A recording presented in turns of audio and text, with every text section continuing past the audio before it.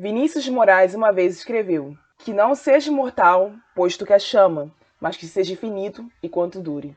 Ela, natural do Rio de Janeiro, é reconhecida por escrever romances como Meu Futuro Presidente, Deserto e Garotos de Todos os Dias, mas ainda assim consegue ser uma autora tão plural ao ponto de escrever sobre fadas e alienígenas. Hoje eu vou conversar com a Letícia Black sobre o livro dela de ficção científica Terra e Céu, e sobre outras coisas. Eu sou a Rai e você está ouvindo Sobre a Escrita.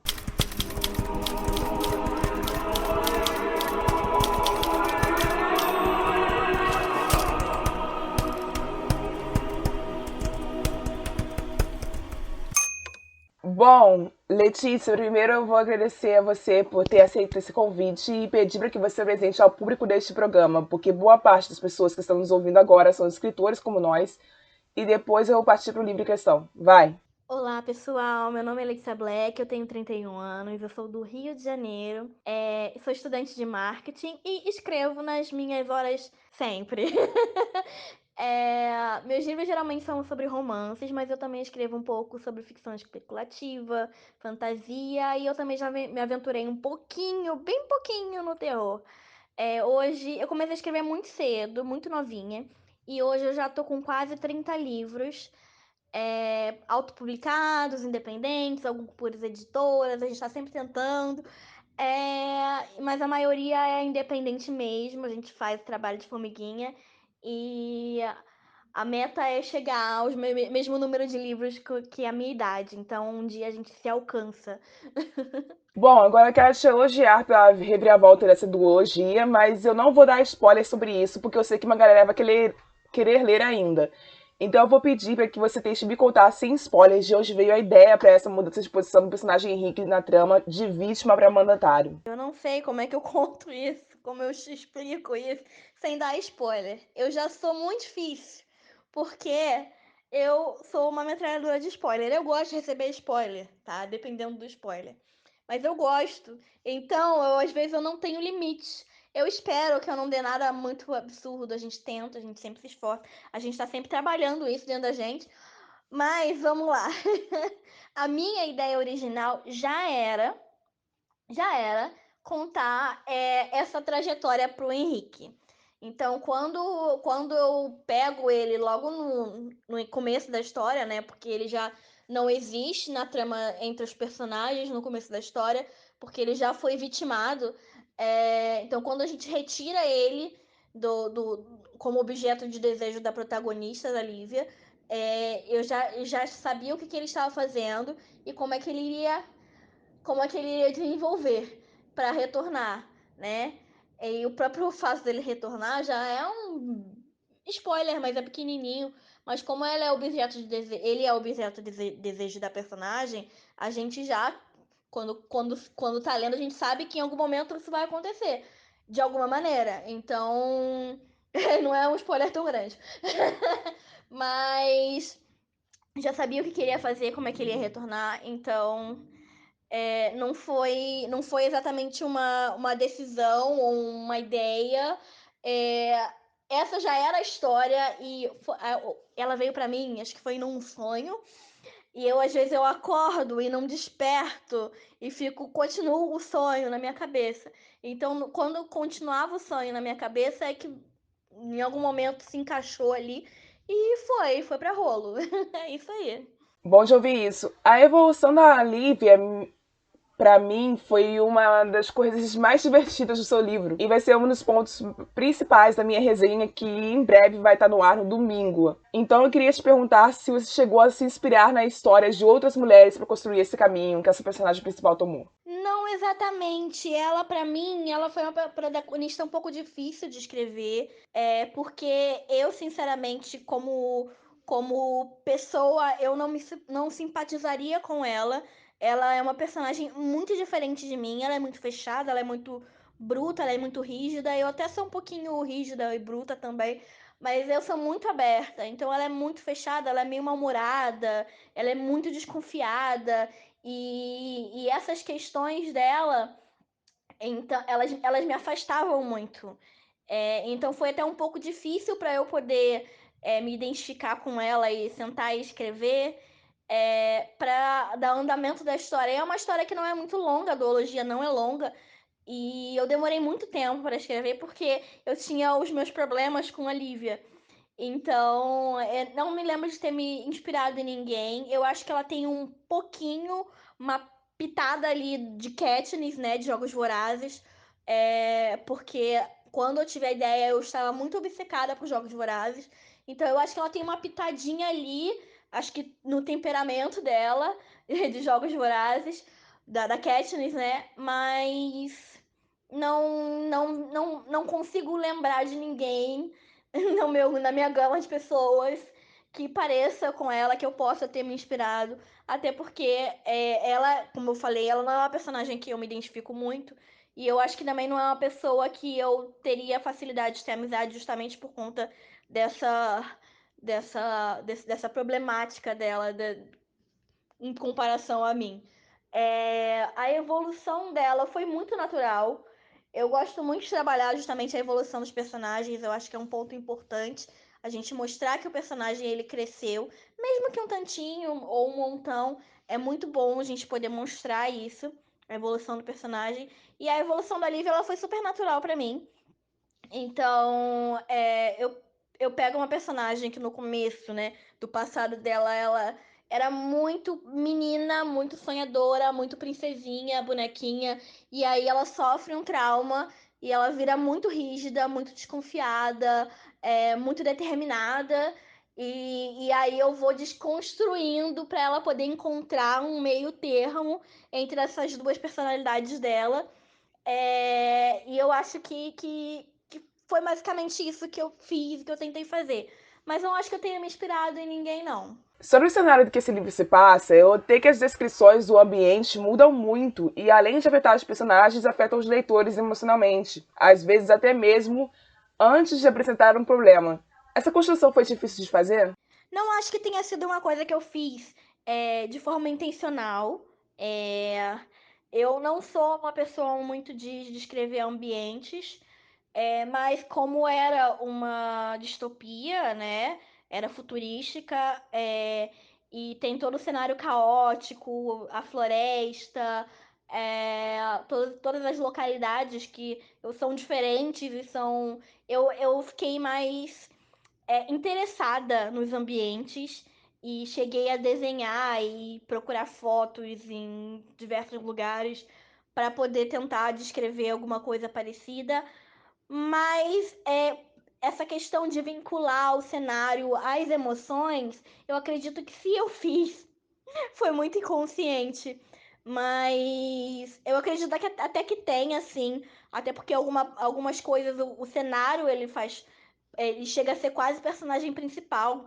Como no final do primeiro livro, o cenário, ele é praticamente principal.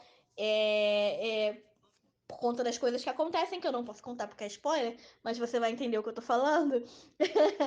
Então, é, eu acho que é o vínculo, né, entre a história, o cenário e a emoção e o que a gente está tentando transmitir. Mas não acredito que eu tenha a intenção de ter feito isso, que eu tive a intenção. Foi muito quase instinto, digamos assim. Eu acredito que seja isso. Você, sendo uma pessoa com deficiência, pretende escrever histórias com esse viés representativo no futuro? Que importância você atribui a isso na sua evolução como escritora? Eu não gosto muito de falar sobre a minha deficiência, porque eu sei que eu sou lida como uma pessoa sem deficiência. E apesar dos meus amigos com deficiência falarem, não, a gente vê que você tem deficiência sim. Eu sei que não. Então, eu sempre me senti num lugar de estar tirando. Um lugar de fraude, sabe? De estar tirando a oportunidade de outra pessoa com menos facilidade de acesso aos ambientes quanto eu, de poder estar falando em meu lugar. Então, falar sobre a deficiência é muito novo para mim, porque foi uma colega minha no Twitter, no Twitter que conversando comigo, ela falou: "Não, você tem que falar assim que você é deficiente, tem que se posicionar assim, porque a gente tem que normalizar essas deficiências que ninguém vê, porque existem vários as deficiências, elas vêm em vários formatos e de vários jeitos. Então, existem deficiências como a minha, que elas não são muito visíveis. E existem várias outras.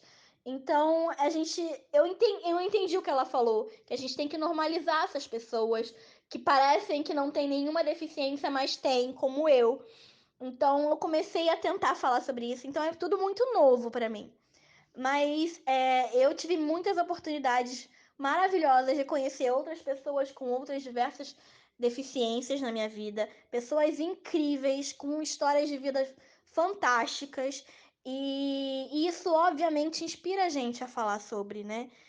Então eu já tenho uma personagem que ela é uma personagem secundária, mas ela chega a ser protagonista em vários momentos e ela vai e ela sobe ainda na história, chega a um posto bem maior do que ela já tá e ela já é protagonista. É uma história em que eu tenho uma personagem principal e duas personagens muito próximas que são personagens de apoio. E uma dessas duas personagens principais é cadeirante. Dessas duas personagens de apoio. Eu considero as três protagonistas, mas tem uma que se destaca muito mais. Então a gente tenta separar um pouquinho. E a história, uma das histórias que eu tô escrevendo agora, a mãe da protagonista, ela tem cegueira, ela tem serotocone, se eu não me engano. Às vezes eu esqueço o nome da doença. E ela se recusou a fazer o tratamento, a cirurgia, porque a irmã dela faleceu na mesa de cirurgia.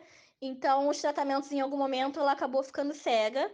Então, ela tem essa visão muito baixa, ela enxerga muito pouco. E a protagonista, ela também tem a ceratocone, e ela também tá perdendo a visão, e ela também tem medo de fazer cirurgia. Então, a gente trata um pouco sobre essa perda da visão. É...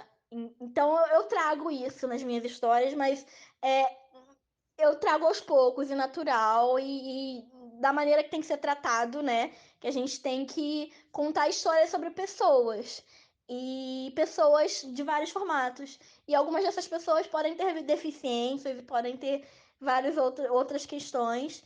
Então, vira e mexe, a gente inclui alguma coisa ali ou aqui e a gente fala também um pouquinho sobre isso. Bom, Letícia Black, muito obrigada por essa entrevista. E para encerrar, eu vou dar a pergunta tradicional de todos os nossos programas. Existe algum conselho que você queria dar para o escritor nacional independente hoje? Acho que o maior conselho que eu posso dar é a paciência. Eu, como uma pessoa ansiosa, desenvolver a paciência não foi muito fácil, mas eu sou uma pessoa. Agora eu sou uma pessoa ansiosa e paciente, que é uma coisa muito esquisita, porque ao mesmo tempo que eu falo, putz, isso podia acontecer logo, eu falo assim, vamos aguardar, com a paciência do Senhor. Mas acho que a paciência ela é primordial em vários aspectos. É a paciência quando a gente receber uma crítica negativa, que a gente tem que respirar fundo e ser calmo. É a paciência de saber esperar o momento certo para você lançar seu livro, depois de passar por todos os processos, sem pular nenhum. A revisão, diagramação, tudo direitinho, deixar o texto limpo, bonito, para poder entregar um produto de qualidade para o leitor. Às vezes eu pulo alguns processos, mas a gente tenta, sabe? Não pular. A gente tenta. Mas a paciência, ela precisa ser mais praticada. A paciência de é, saber o que você precisa fazer e estudar e se melhorar para você poder entregar um produto bom, você poder fazer a divulgação desse produto e aguardar o resultado, sabe? E não só você entregar na mão dos editores e aguardar a resposta, mas você saber aguardar os resultados, aguardar o momento em que você vai receber o retorno dessas críticas, sejam positivas ou negativas, dos seus leitores. Então eu acho que praticar a paciência é muito bom. Se você não é muito paciente, existem meditações para isso. Eu fiz e eu melhorei. Então, eu acho que de todos os conselhos que a gente pode dar, acho que aprender a ser paciente é um dos melhores. Então, eu acho que é isso. Bom, eu como uma pessoa que tem ansiedade e faz tratamento por conta disso, eu posso dizer que realmente é muito difícil conseguir ter paciência para esperar o retorno, o reconhecimento dos seus leitores quando você é uma pessoa ansiosa. Então, muito obrigada por esse conselho. Eu precisava muito ouvir isso. Eu sei que tem muita gente do outro lado que vai nos ouvir agora que precisa muito ouvir isso também. Então, encerrando, pessoal, eu queria avisar vocês que essa foi uma entrevista gravada em polos diferentes, por isso vocês podem ouvir alguns ruídos ao fundo da minha voz ou da voz da Letícia. Por favor, nos perdoem o transtorno. Até a próxima e tchau! O quote que eu escolhi, diferente de muitos que eu já usei nesse programa, não foi uma frase de efeito, mas sim foi a cena que mais me impactou no livro. Então vambora. Letícia Black uma vez escreveu: a garota olhou para Lívia com toda a intensidade do mundo que ela ainda poderia ter e pediu: me mate! Ela sussurrou, fraca. Por favor. Prática como sempre, Lívia tirou a faca do cinto e levou até o peito da garota, que apertou com os olhos e com um sorriso no rosto. Apesar daquilo ter sido pedido, Lívia não consegue fincar a faca, não consegue se mexer. A garota tossiu e mais um montante de sangue saiu de sua boca.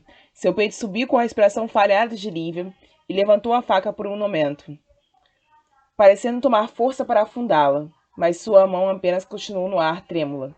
Por favor, a garota sussurrou mais uma vez. Por favor, por favor. A mão de Lívia continuava no ar, tremendo mais do que quando ela levara o primeiro susto com as naves extraterrestres. E ela se viu ali, prestes a tirar uma vida. E, embora a garota estivesse me pedindo, ela não tinha certeza que seria capaz. Eu sou a Rai e vocês acabaram de ouvir o Sobre a Escrita.